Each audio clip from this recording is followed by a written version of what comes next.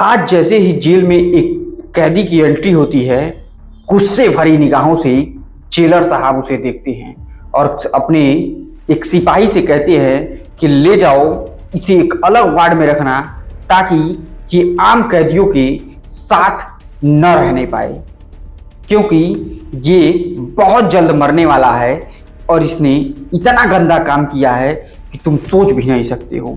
इसी डांट के साथ जेलर साहब उसे तरेड़ती हुई आंखों से देखते रहते हैं और वो सिपाही इस कैदी को डंडे से दूर से एक काली कोठरी में ले जाकर बंद कर देता है।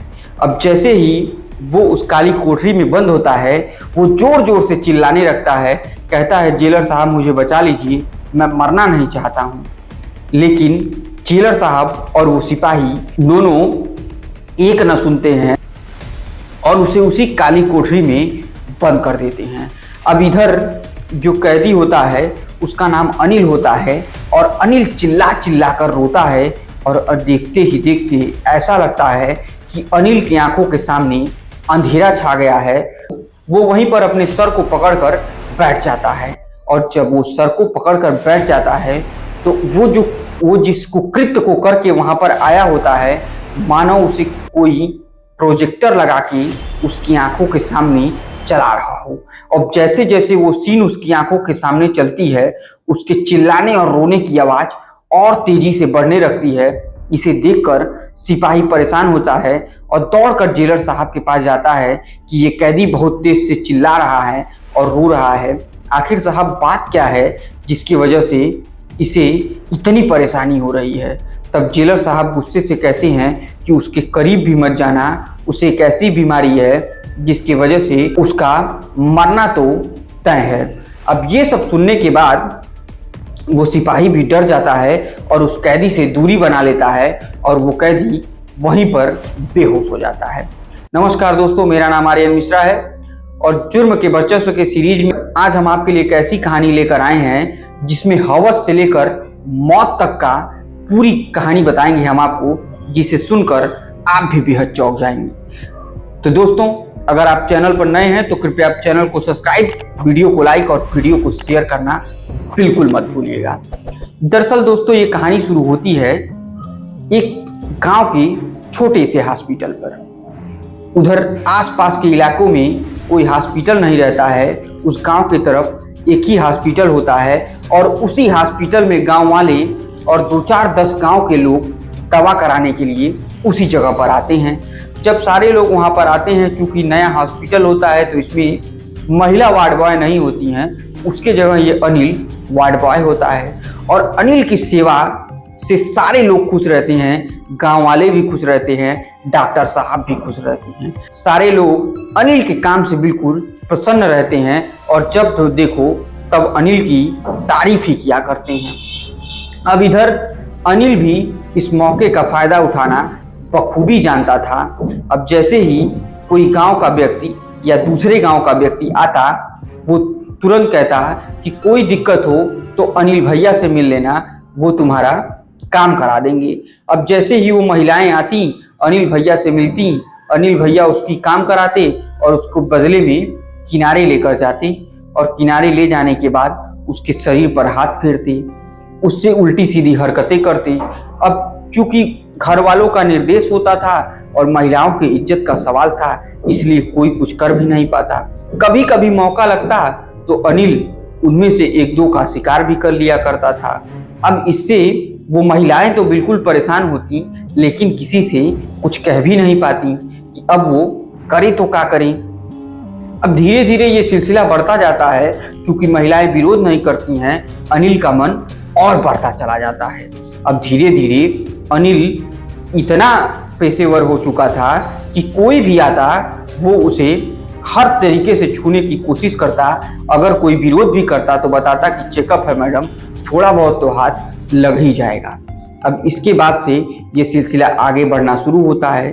तभी कोरोना की लहर आने वाली रहती है कि उससे पहले एक लड़की जिसका नाम नेहा होता है, उसका अपेंडिक्स का ऑपरेशन होता है और जब ऑपरेशन होता है तो वो इसी हॉस्पिटल में ऑपरेशन कराती है और ऑपरेशन के बाद 2-3 दिनों तक इसी हॉस्पिटल के वार्ड में भर्ती किया जाना होता है।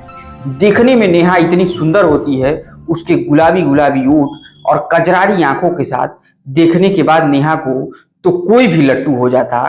तो फिर अनिल की तो ये आदत बन चुकी थी और उसे ये खूब अच्छी तरीके से देखता है, नीचे से ऊपर तक निहारता है, लेकिन अभी कुछ करता नहीं है क्योंकि नेहा की माँ नेहा के साथ बैठी रहती है। कि तभी शाम होते होते जब ऑपरेशन से आती है तो नेहा की तबीयत बिगड़ने लगती है और आज अनिल की ड्यूटी भी रात में ही रहती है क्योंकि सुबह ड्यूटी करके वो चला गया होता है। अब रात में जब नेहा की तबीयत बिगड़ती है तो उसे तुरंत आईसीयू के वार्ड में भर्ती कराया जाता है। और जब आईसीयू के वार्ड में भर्ती कराया जाता है तो चूंकि गांव का हॉस्पिटल था, आईसीयू वार्ड 4-5 बेड का ही होता है, उसमें एक और मरीज रहता है जिसकी थोड़ी सी तबीयत सीरियस होती है और दूसरी नेहा एक बेड पर लेटाई जाती है। अब मौका तो अच्छा था और चूंकि वो इतनी सुंदर दिख भी रही थी कि अनिल का दिल नेहा पर बिल्कुल आ चुका था और वो सोचा कि बस एक मौका मिल जाता तो आज तो मैं नेहा का नंबर लगा कर ही रहूँगा। और इसी मौके की तलाश में वो नेहा के बेहद करीब आने लगता है और करीब आते आते जैसे ही देखता है कि रात के 9 से 10 बज रहे हैं, वार्ड में कोई नहीं रहता है, वो नेहा की माँ को कहता है कि बाहर निकल जाइए, अभी डॉक्टर साहब राउंड पर आने वाले हैं। अब ये सुनने के बाद चूंकि आईसीयू का मामला, नेहा की माँ तुरंत बाहर निकल जाती हैं। अब इसी मौके का फ़ायदा अनिल को उठाना था। वो तुरंत ग्रीन पर्दा लेके आता है, नेहा के चारों तरफ लगा देता है और चारों तरफ जब लगा देता है तो नेहा के पैरों को सहलाना शुरू करता है। अब जैसे जैसे नेहा के पैरों को नीचे की तरफ सहलाता है तो नेहा चौंकती है और कहती, भैया ये क्या कर रहे हो आप, मेरे पैरों को क्यों सहला रहे हो? तो कहता है, चुपचाप रह, ज़्यादा बोलेगी तो दिक्कत हो जाएगी तेरे लिए। और नेहा के मुंह को दबाता है और धीरे धीरे नीचे से ऊपर हाथ सहलाते हुए ले आना शुरू कर देता है। अब नेहा उधर छटपटाती है लेकिन वो कुछ चिल्ला भी नहीं पाती है क्योंकि आईसीयू का दरवाज़ा बंद होता है और नेहा थोड़ी बहुत जो आवाज़ भी करती है तो बगल वाला मरीज तो बेहोश रहता है और उस मरीज के भी परिजन को ये आईसीयू वार्ड से बाहर कर दिया होता है। अब इसके बाद से परेशानी बढ़नी शुरू होती है। नेहा के साथ ये जितना उल्टी सीधी हरकतें कर पाता होता है कर लेता है। अब ये नेहा के कपड़ों को खोलने की तैयारी में ही रहता है कि तभी अचानक से दरवाजे पर आवाज़ होती है और ये झट तरीके से नेहा के कपड़ों को सही करते हुए उसके ऊपर चद्दर डालते हुए तुरंत ग्रीन पर्दा उठाकर किनारे लगा देता है। और जैसे ही वो दरवाज़ा खुलता है डॉक्टर साहब अंदर आ जाते हैं। अब डॉक्टर साहब को तो देखकर अनिल के तो पाँव फूल जाते हैं। अनिल उस चलती हुई एसी में भी पसीने से तरबतर हो जाता है और दौड़ के डॉक्टर साहब के पास जाता है कि जी सर बताइए।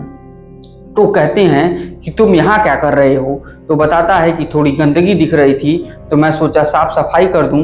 ये जो नई मरीज नेहा आई हैं इनकी तबीयत कुछ ठीक नहीं लग रही थी तो मैं वही बोतल सही कर रहा था।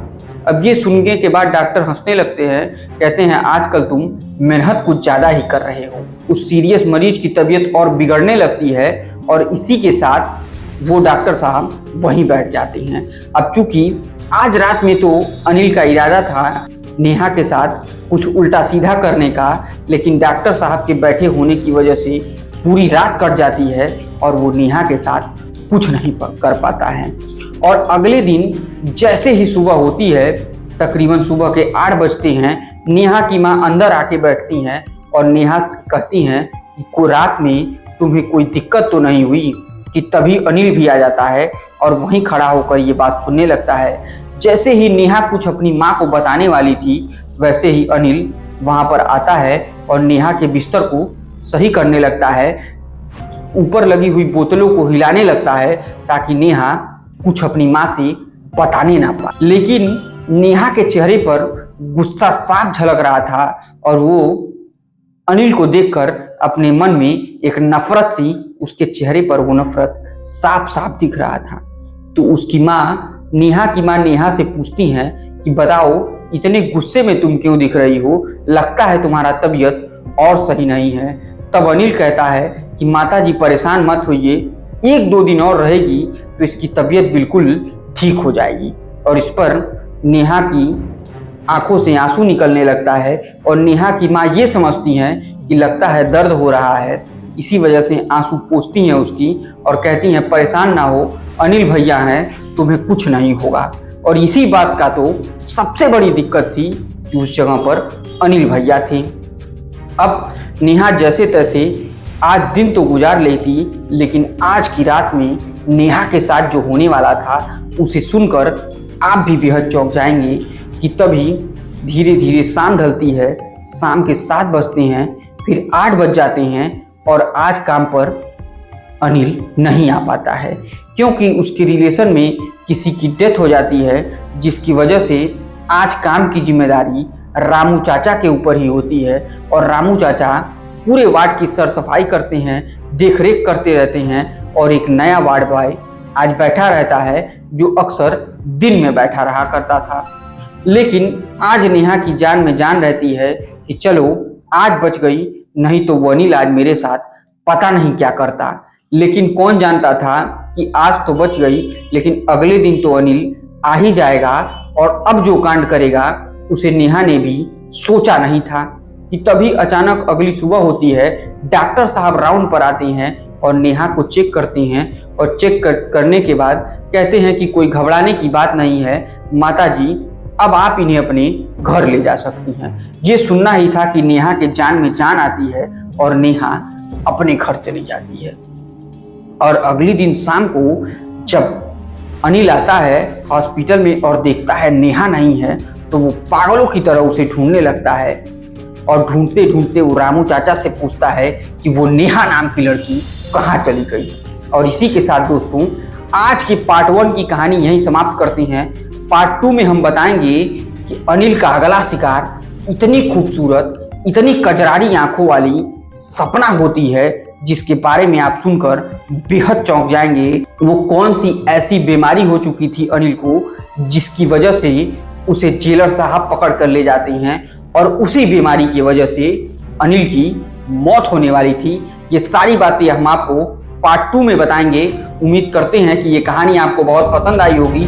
पसंद आई तो वीडियो को लाइक, चैनल को सब्सक्राइब और कमेंट में अपना नाम लिखना और इस कहानी के बारे में राय देना बिल्कुल मत भूलिएगा। तब तक के लिए मुझे दीजिए इजाजत। जय हिंद, जय भारत।